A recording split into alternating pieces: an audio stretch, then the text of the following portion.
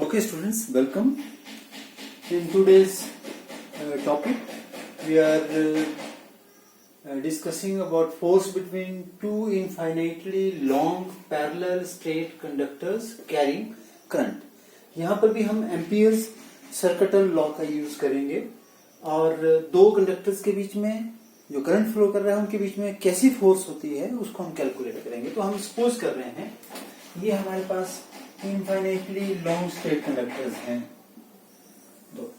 ये इसमें current I1 flow कर रहा है, इसमें करंट I2 फ्लो कर रहा है.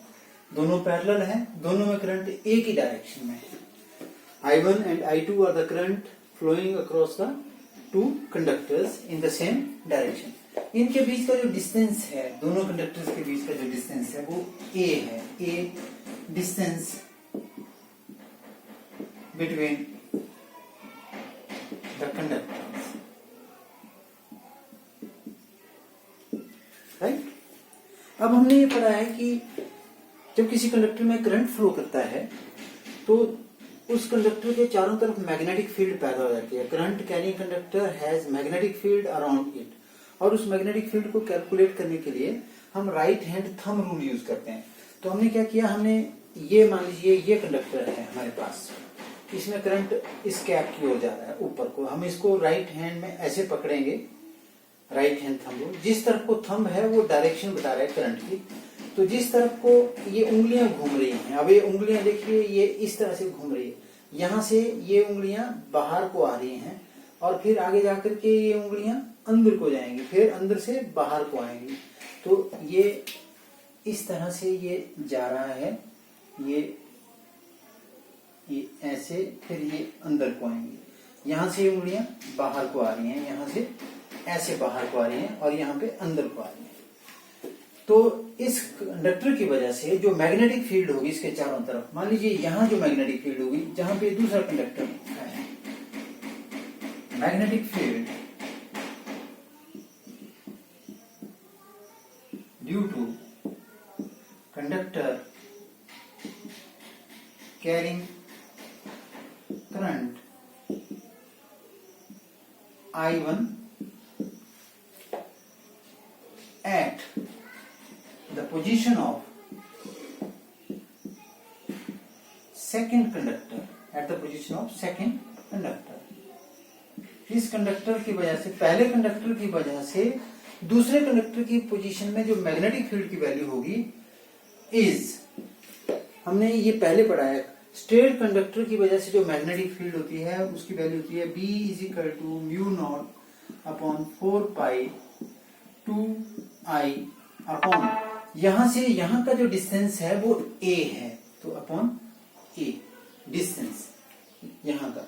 जैसे यहां पे कितनी मैग्नेटिक फील्ड होगी इस कंडक्टर की वजह से, यहां मैग्नेटिक फील्ड कितनी.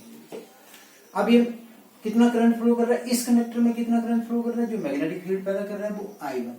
इस मैग्नेटिक फील्ड को क्या कहेंगे, B1. This is the magnetic field due to this conductor at the position of second conductor. तो यहाँ मैग्नेटिक फील्ड.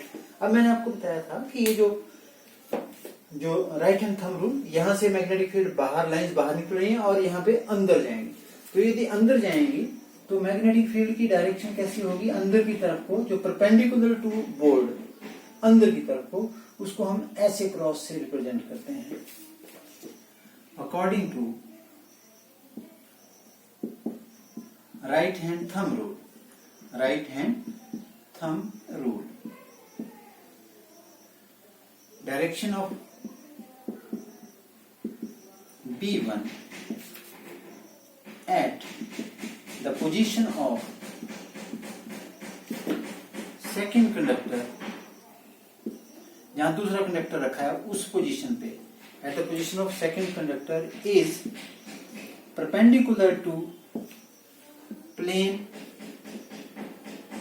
of board, या कॉपी लिखेंगे, बोर्ड या पेपर, BOAR, बोर्ड और पेपर. यदि आपकी कॉपी में पेपर है, perpendicular to the plane of board और paper and directed inward, right? तो अब हमें लग गया पता, इस करंट कैरिंग कंडक्टर की वजह से यहां कितनी मैग्नेटिक फील्ड है B1 है और किस तरफ को है, वो अंदर की तरफ को है। अब इस कंडक्टर को भूल जाओ। अब ये कंडक्टर है एक और, जहां मैग्नेटिक फील्ड कितनी है इस एरिया में, B1, किसकी वजह से, इसकी वजह से है। और यहाँ इस कंडक्टर में करंट कितना फ्लो कर रहा है, I2। अब हमने ये भी पढ़ा है कि यदि किसी करंट कैरिंग कंडक्टर को मैग्नेटिक फील्ड के अंदर रखा जाए तो उसके ऊपर फोर्स लगती है। We also know that current carrying conductor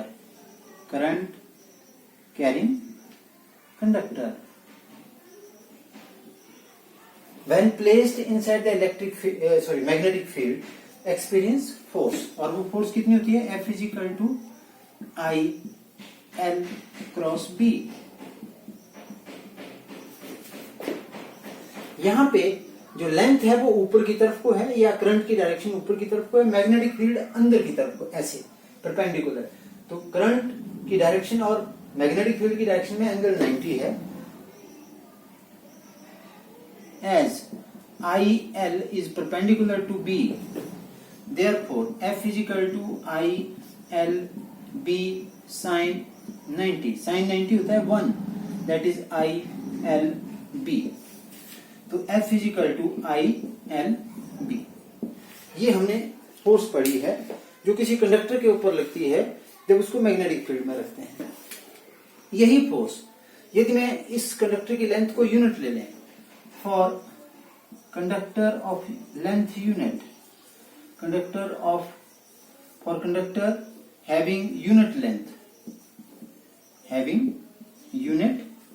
unit length का मतलब एक है, L की वैल्यू एक है, तो L की वैल्यू एक होगी, therefore F is equal to I B into 1 मतलब L की वैल्यू 1, राइट। तो इस केस में therefore ये जो कंडक्टर है इसके ऊपर फोर्स कितनी लगी। अब इसी इक्वेशन को हम जनरलाइज करें, इस कंडक्टर के ऊपर फोर्स इस मैग्नेटिक फील्ड की वजह से कितनी होगी। So force on second conductor due to B1 is F is equal to, क्या लिखेंगे हम यहाँ पे, देखिए यहाँ करंट कितना फ्लो कर रहा है इस कंडक्टर में, I2। आगे मैग्नेटिक फील्ड कितनी है यहाँ पे, B1 इंटू L कितना है, हमने एक ले लिया उसको। और इस फोर्स किसके ऊपर लग रही है, फोर्स ये दूसरे कंडक्टर पे लग रही है, इसलिए इस फोर्स को F2 नाम दिया हमने। और F2 is equal to I2 B1। ये मैंने इसी फार्मूले को इस सिचुएशन में ऐसे लिखा है इसको, ठीक है। अब इस फोर्स की डायरेक्शन किस तरफ को होगी, F2 की डायरेक्शन किस तरफ को होगी। इस डायरेक्शन को निकालने के लिए आप left hand Fleming rule use करते हैं। You stretch your hand in such a way that your forefinger, middle finger and thumb, they are mutually perpendicular to each other. Now the direction of magnetic field is given by the forefinger. The direction of the current is given by this middle finger and the direction of the force is given by the thumb। तो यहां पे लाइए, अब यहां पे देखिए magnetic field किस तरफ को है, मैग्नेटिक फील्ड है अंदर को, इनसाइड, और करंट किस तरफ को है, देखिए मैग्नेटिक फील्ड अंदर को, ऐसे अंदर को, करंट किस तरफ को है, ऊपर को, मैग्नेटिक फील्ड अंदर को, फोर्स किस तरफ को लग रही है इसके ऊपर, इस तरफ को, फोर्स की डायरेक्शन इस तरफ को, F2। मतलब ये कंडक्टर इसके ऊपर मैग्नेटिक फील्ड पैदा कर रहा है यहाँ पे, और फोर्स लग रही है उसकी वजह से इस तरफ को। So according to Fleming left hand rule, the direction of F2 is towards first conductor, पहले कंडक्टर की तरफ को है F2 की डायरेक्शन, फर्स्ट कंडक्टर। F2 की वैल्यू लिखिए, therefore F2 is equal to I2 into, अब B1 की वैल्यू हमने, मैग्नेटिक फील्ड हमने निकाली है, वैल्यू लिखी थी मैंने, क्या लिखी थी, μ2 upon 4 pi 2I1 upon A, hence F2 is equal to μ0 upon 4 pi आगे 2I1 I2 अपॉन A। ये फोर्स की वैल्यू आई जो इस कंडक्टर के ऊपर लगी है, और किस तरफ को लगी है, इस तरफ को लगी है। Similarly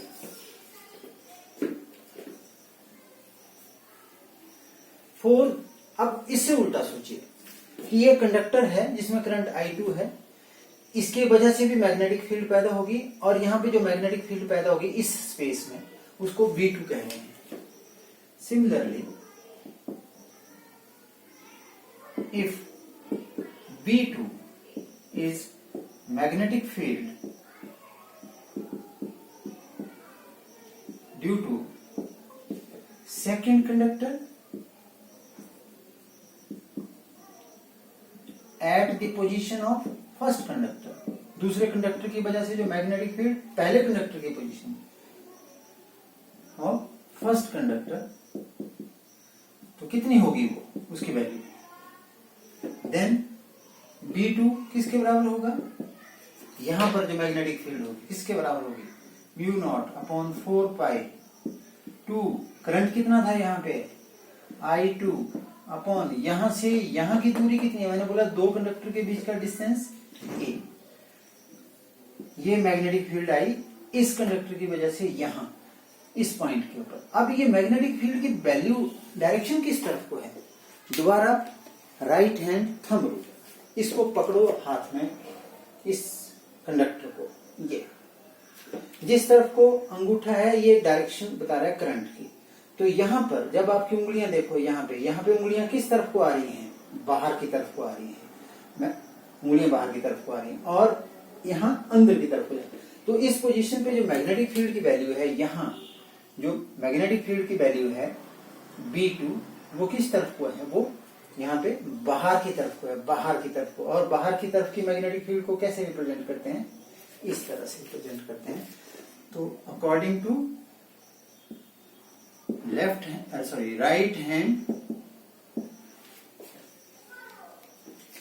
right hand thumb rule, direction of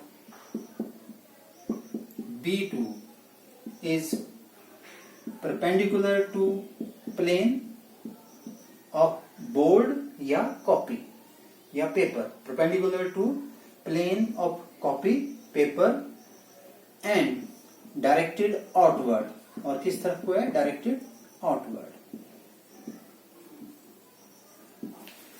तो अब हमारे पास बन गई इक्वेशन क्लियर।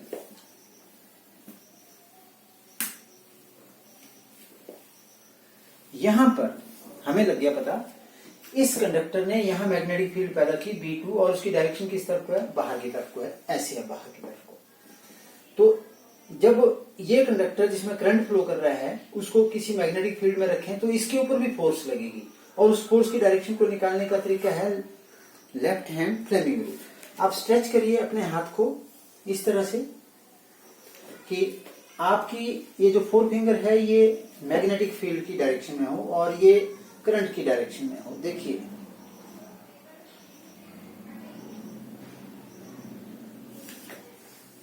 अब आपने ये मैग्नेटिक फील्ड है, अब इसको इस तरह से हम मोड़ेंगे, ये करंट की डायरेक्शन है, ये मैं इसको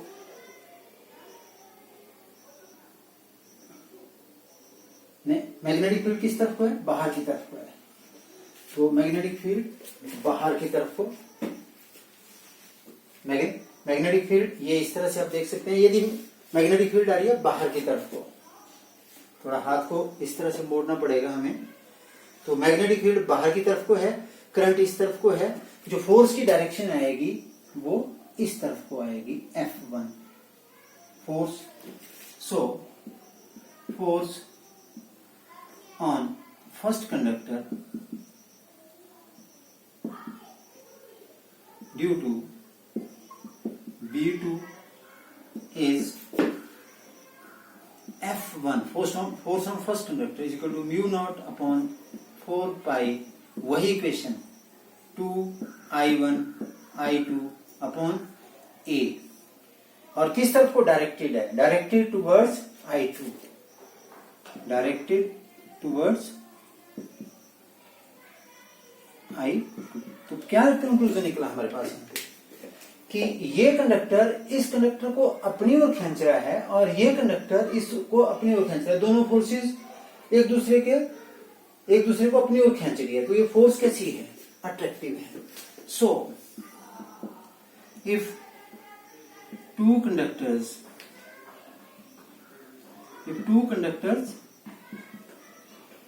carrying current in the same direction and held parallel to each other attract each other, the force between them is of attractive nature। यदि इससे उल्टा हो जाता, यदि एक में करंट की डायरेक्शन दूसरे से अपोजिट होती, एक में करंट ऊपर को जा रहा है दूसरे में नीचे को आ रहा है, तो ये जो फोर्स ऑफ इनके बीच में जो फोर्स होनी थी ये रिपल्सिव बन जानी थी, एक फोर्स इस तरफ को दूसरी फोर्स इस तरफ को। तो हमने ये कंक्लूजन निकाला कि यदि दोनों कंडक्टर के बीच में करंट जो है वो सेम डायरेक्शन में हो और दोनों कंडक्टर पैरेलल हो एक दूसरे से, तो उनके बीच में जो फोर्स है वो कैसी नेचर की है, अट्रैक्टिव नेचर की है।